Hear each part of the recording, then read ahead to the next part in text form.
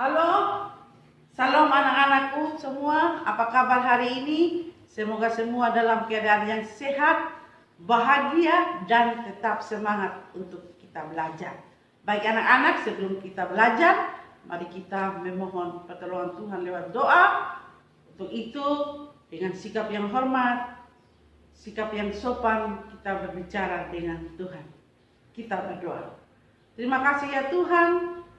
Untuk hari ini kami akan belajar, tetapi sebelum kami belajar ya Tuhan, kami mohon hikmat pengertian daripada Tuhan sendiri, sehingga apa yang kami pelajari hari ini, kami mengerti. Terima kasih Tuhan Yesus, ini doa kami. Ampuni salah dan dosa kami, hanya dalam nama Yesus Kristus kami berdoa. Amin. Baik anak-anakku, silakan mempersiapkan alat tulis kalian, buku pena kalian, dan terlebih Alkitab kita masing-masing. Dan ibu akan mengecek siapa-siapa di antara kalian semua yang tidak bisa masuk, tidak bisa belajar hari ini. Ya, Rambu, Yobel, Umbu, Tiara, ya. Terima kasih dan patut kita bersyukur kepada Tuhan karena kita bisa belajar hari ini oleh karena kesehatan yang Tuhan berikan kepada kita semua. Nah, anak-anak, ibu mohon semua bangkit berdiri. Kita akan melakukan yel-yel kita, ya, supaya kita semangat. Ya, iya. Terima kasih. Ya, yang pertama, tepuk Yesus, tepuk Yesus, yes, sus, Yesus, Yesus, yes, ya. Yang kedua, tepuk sahabat Yesus, tepuk sahabat Yesus. Halo Yesus. Itu Yesus, dekat-dekat, asik. Iya, terima kasih. Silakan duduk semua. Kau tetap semangat untuk belajar. Kita persiapkan diri dengan baik karena kita diberi kesehatan oleh Tuhan untuk belajar hari ini. Ya. Nah, anak-anakku, yang lalu kita sudah belajar tentang materi susah senang tetap melayani. Ya. Apa arti melayani? Siapa masih ingat? Oh iya, Rambu? Iya, terima kasih. Melayani adalah satu kegiatan yang dilakukan untuk menolong atau membantu orang lain atau sesama. Ya. Di dalam kita melayani ada tantangan, ya. Tetapi kalaupun tantangan ada, seperti Timotius, dia tetap melakukannya dengan sukacita. Karena itu sebagai anak Tuhan pun kita harus bisa menolong atau membantu saudara-saudara kita yang lagi membutuhkan. Ya, terima kasih anak-anakku. Hari ini kita akan belajar tentang materi kita hidup menurut kehendak Allah. Itu kita bisa baca dalam Alkitab kita Efesus pasal 5 ayat 1 sampai 21 dan buku siswa kelas 5 halaman 48 sampai 50. Ya. Hidup menurut kehendak Allah, materi ini ada tujuan yang ingin dicapai. Ya, dalam pembelajaran hidup menurut kehendak Allah, sebentar kita akan membaca Alkitab, ya, akan bertanya jawab, bercerita, dan berdiskusi. Dan lewat kegiatan kita ini ada tujuan yang ingin dicapai. Ya. Tujuan yang ingin dicapai yang pertama menjelaskan makna hidup menurut kehendak Allah. Yang kedua menyebutkan 4 contoh sikap hidup menurut kehendak Allah. Yang ketiga menjelaskan 2 hal yang agar dapat menjadi teladan sesuai firman Tuhan. Yang keempat, menuliskan sebuah doa kepada Tuhan yang berisi kesediaan untuk hidup menurut kehendak Allah. Itulah 4 tujuan yang hendak dicapai setelah kita belajar tentang materi hidup menurut kehendak Allah. Nah, baik anak-anakku, ibu akan bercerita tentang seorang anak, ya, yang bernama Ari. Ia hendak mengikuti ujian nasional di sekolahnya. Sebelum berangkat ke sekolah, orang tuanya berpesan kepada Ari agar ia mengerjakan ujian itu dengan jujur. Ari pun berusaha mengerjakan ujian itu sendiri dan berjanji pada Tuhan untuk mengerjakan ujian itu tanpa orang lain, bantuan orang lain atau dengan sendiri, ya. Karena Ari berpikir ujian itu adalah untuk menguji kemampuan dirinya. Oleh karena itu ia harus mengerjakannya sendiri. Namun di kelas Ari melihat teman-temannya saling membagi jawaban, saling memberikan jawaban. Bahkan ada teman Ari yang meminta jawaban dari Ari, tetapi Ari tetap pada pendiriannya untuk mengerjakannya sendiri, bahkan tanpa memberikan jawaban kepada teman. Sehingga Ari dibenci, tidak disukai oleh teman-temannya. Ari pun melihat pengawas ujian tidak melarang atau memarahi teman-teman yang lagi berbuat curang tersebut. Dan Ari heran. Tetapi ia tetap pada pendiriannya untuk mengerjakannya sendiri. Dan sepulang sekolah Ari pun menceritakan hal itu kepada ibunya. Dan ibunya heran mengapa hal itu bisa terjadi. Karena menurut Ibu Ari, seorang anak dibiarkan dalam kecurangan akan bertumbuh dewasa dalam ketidakjujuran. Oleh karena itu Ari bersama ibunya ke sekolah dan menanyakan hal itu. Tetapi jawabannya adalah Ari dianggap sok jujur. Sehingga Ari semakin dibenci oleh teman-teman. Tetapi Ibu Ari menasihati Ari, lebih baik tidak berteman sama anak-anak yang tidak jujur. Nah, anak-anakku, dari cerita tadi ada pertanyaan bagi kalian semua. Jika kamu menjadi Ari, maukah kamu melakukan hal yang sama seperti Ari? Ya, Yoben? Ya, bagus. Dia akan melakukan seperti Ari. Umbu?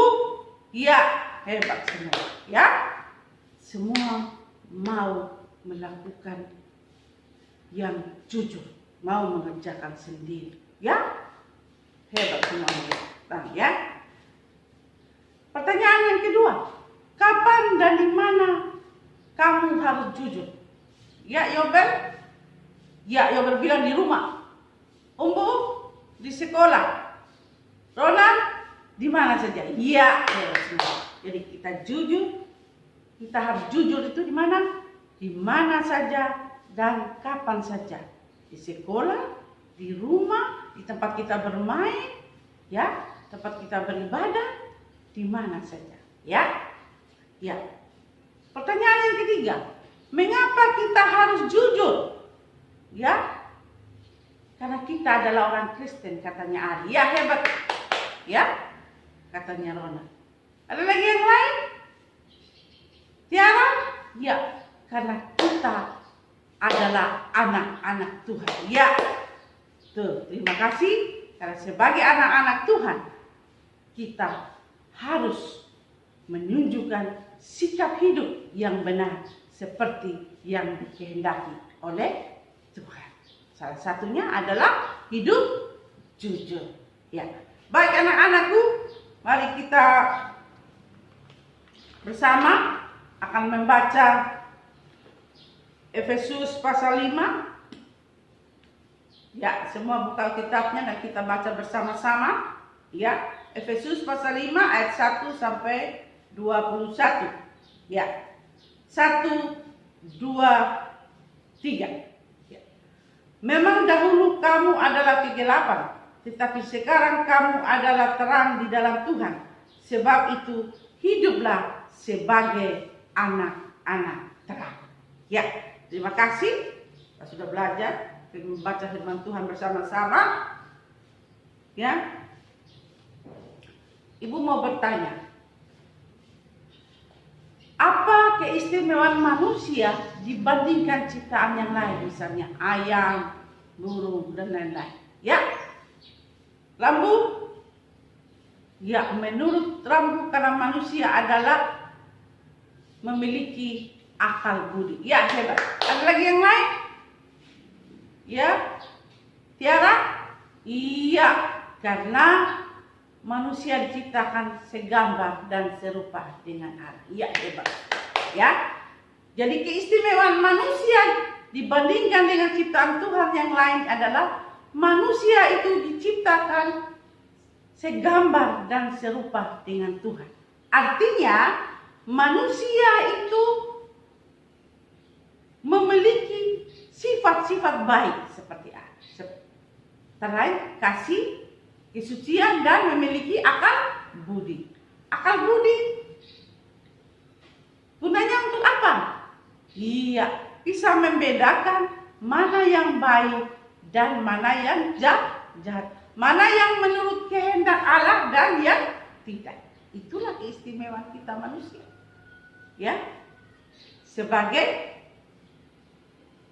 orang yang diciptakan oleh Tuhan yang memiliki keistimewaan.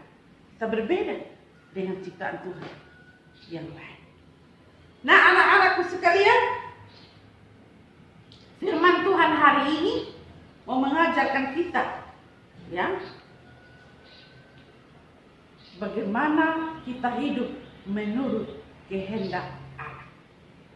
Dengan akal budi yang Tuhan anugerahkan kepada kita, kita akan dapat menunjukkan sikap hidup menurut kehendak Tuhan berdasarkan firman Tuhan. Ya, pedomannya adalah firman Tuhan. Apa yang Tuhan inginkan untuk kita lakukan dalam kehidupan kita. Nah, anak-anakku, melakukan sesuatu yang benar membutuhkan suatu keberanian. Hanya orang yang berani yang dapat berbuat benar. Seperti cerita tadi, cerita Ari, dia berani walaupun dia harus dimusuhi oleh teman-teman. Dia harus ditertawakan oleh teman, oleh saudara kita. Ya, tapi walaupun demikian, bukan berarti kita boleh menyerah. Kita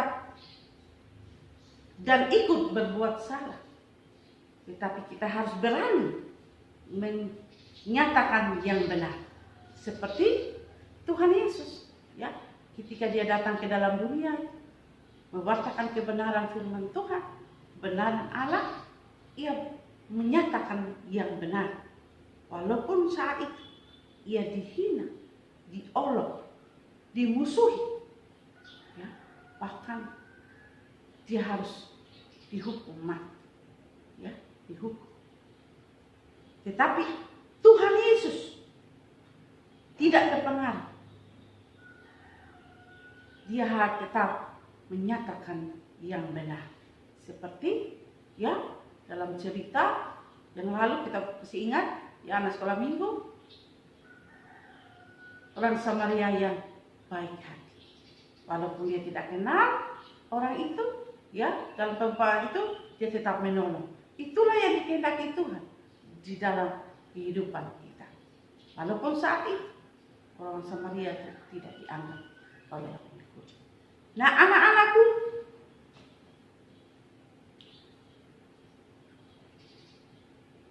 bagaimana caranya agar kita menjadi anak-anak Tuhan yang dapat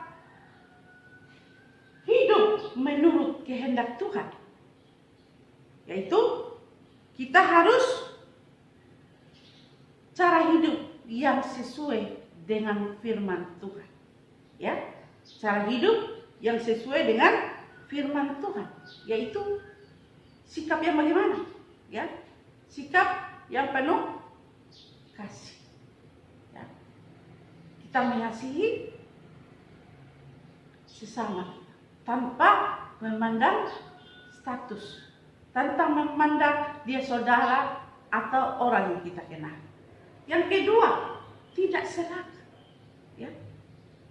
Yang ketiga, hidup jujur seperti cerita tadi tentang Ari. Ya. Tidak sombong, ya, tidak sombong.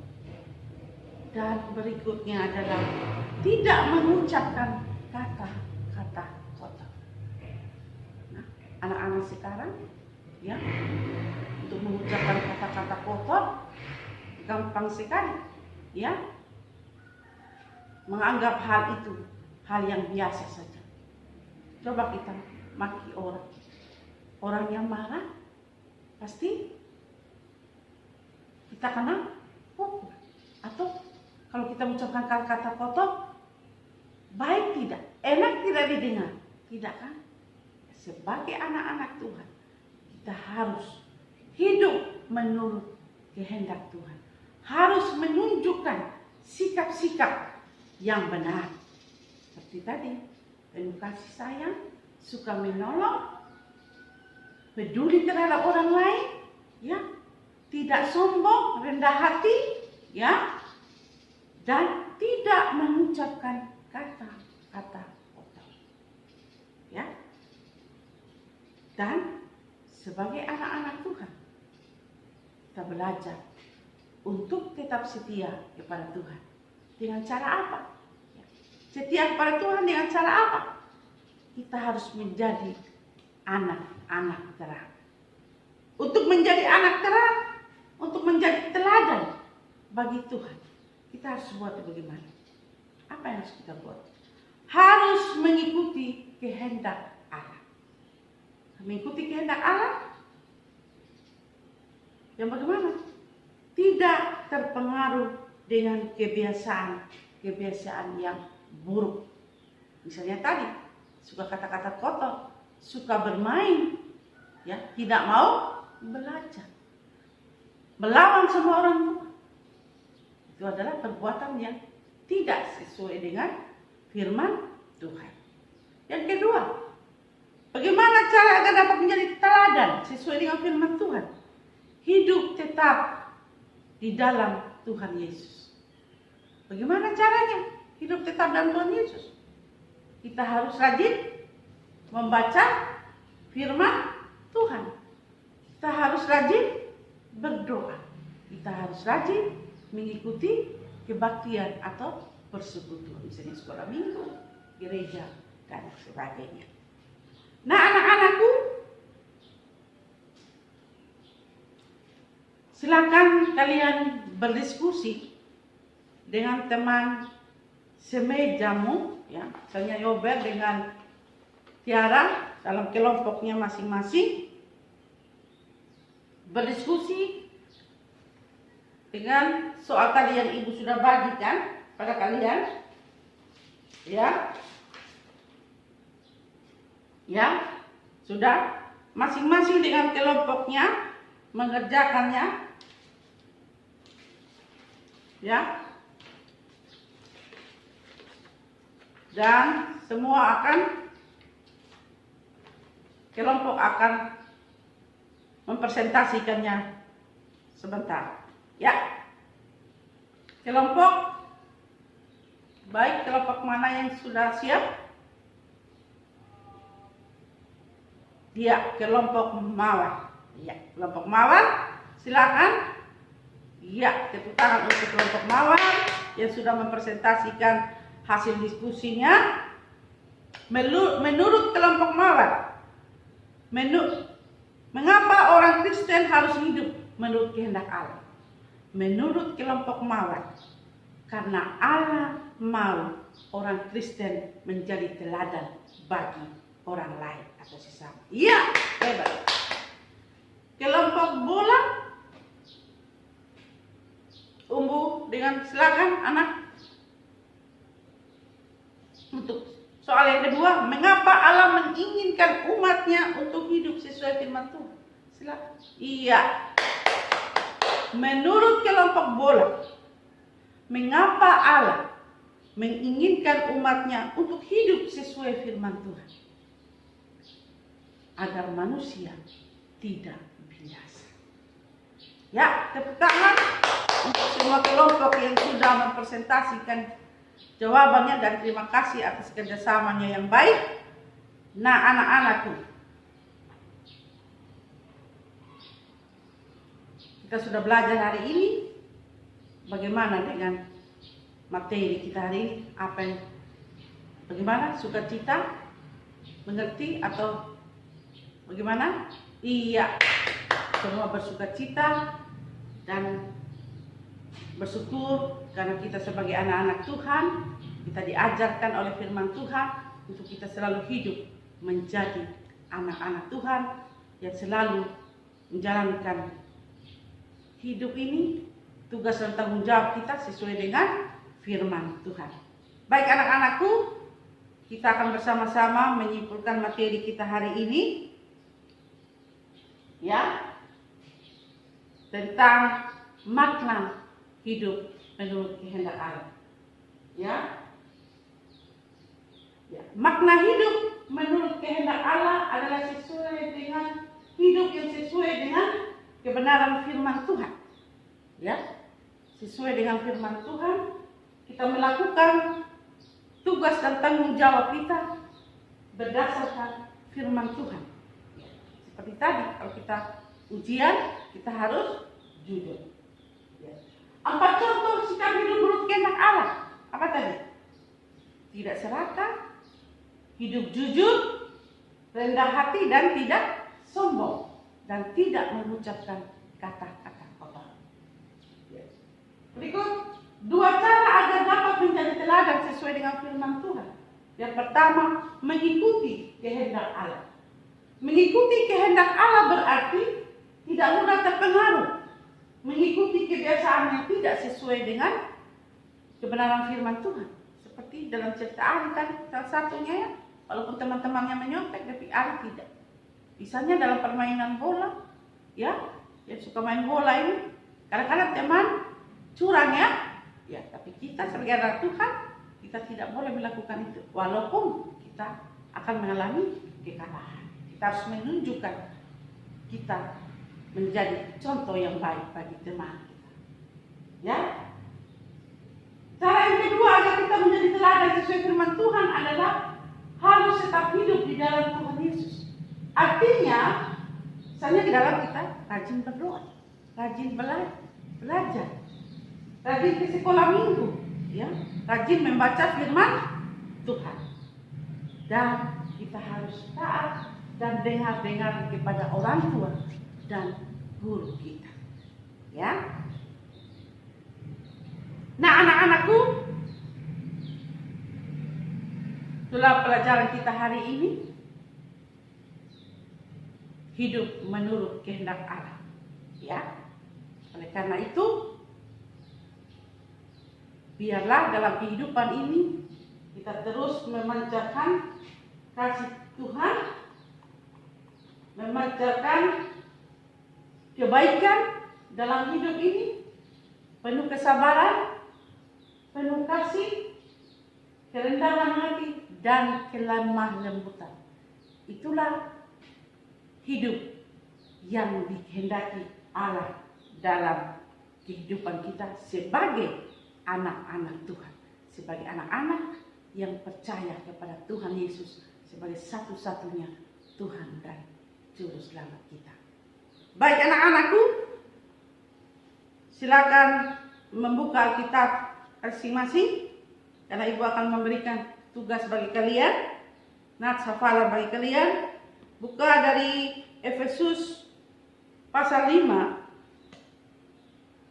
ayat 8b. Ya, kita baca sama-sama ya. Sebab itu hiduplah sebagai anak-anak terang. Itulah tugas kalian, hafal hafalan di rumah, dan minggu depan kita hafal bersama-sama depan kelas. Nah, baik anak-anakku, minggu depan materi kita adalah kita akan belajar tentang manusia baru selalu ingin berdamai. Itulah materi kita untuk minggu depan, dan kita akan mengakhiri pelajaran kita hari ini. Dan mari kita memuji Tuhan dari Kidung Jemaat 424. Yesus menginginkan daku. Kita nyanyi bersama-sama bagi doa penutup kita, dan sebentar kita akan berdoa. Yesus menginginkan daku bersinar baginya, dimanapun ku berada, ku mengenangkannya. Bersinar, bersinar, itulah kehendak Yesus. Bersinar, bersinar, aku bersinar terus. Ya, Yesus menginginkan kita untuk kita bersinar, untuk kita melakukan kehendak Tuhan dalam hidup kita hari lepas hari. Nah, baik anak-anakku, kita akan menutup seluruh pembelajaran kita hari ini. Oleh karena itu kita berterima kasih kepada Tuhan, karena Tuhan memberikan kita hikmat, memberi kita kesempatan untuk belajar. Mari kita berdoa dengan sikap yang hormat dan penuh kerendahan hati. Kita berdoa. Terima kasih ya Tuhan, untuk hari ini kami boleh belajar. Biarlah apa yang kami pelajari hari ini ya Tuhan, boleh kami mengerti. Biarlah dengan pimpinan Roh Kudus-Mu ya Tuhan, kami menjadi anak-anak Tuhan yang tetap hidup menurut kehendak-Mu. Terima kasih Tuhan Yesus. Ini doa kami. Ampuni salah dan dosa kami Bapa. Hanya dalam nama Yesus Kristus kami berdoa. Amin. Ya, terima kasih anak-anakku. Kita sudah belajar hari ini. Tetap ingat, dalam pandemi COVID-19 ini kita harus menjaga protokol kesehatan yang dianjurkan pemerintah. Kita harus keluar rumah harus memakai masker. Sering mencuci tangan dengan sabun dan dengan air yang mengalir. Dan kita menjaga jarak atau menjauhi kerumunan banyak orang. Supaya apa? Supaya kita terhindar dari virus yang sedang merajalela saat ini. Dengan kita mentaati protokol kesehatan yang dianjurkan pemerintah, itu juga adalah kita hidup menurut kehendak Tuhan. Baik anak-anak, sampai jumpa dalam pembelajaran berikutnya. Semoga kita masih tetap semangat, tetap sehat, ingat, tetap percaya, dan tetap terus berdoa. Yakinlah bahwa ketika kita hidup menurut kehendak Tuhan, pasti Tuhan akan terus menolong dan memberkati kita. Sampai jumpa, Tuhan Yesus memberkati kita. Salam.